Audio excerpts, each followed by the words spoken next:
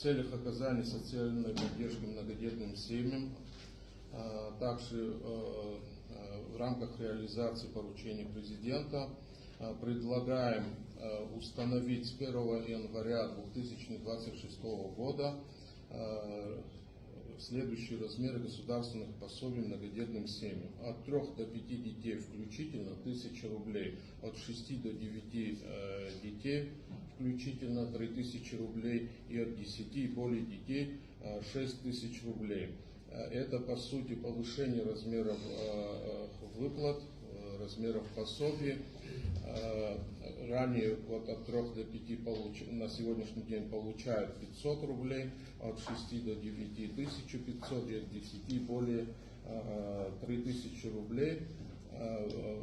Фактически мы удвоили размер выплат. С 2016 года мы не повышали эти размеры.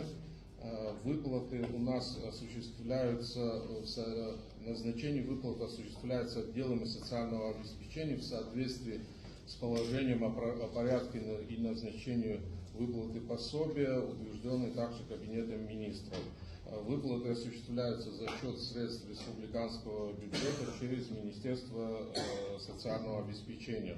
Данные выплаты коснутся более 5500 семей, в которых воспитывается до 16 тысяч детей. Дополнительная потребность средств в год составит около 75 миллионов рублей.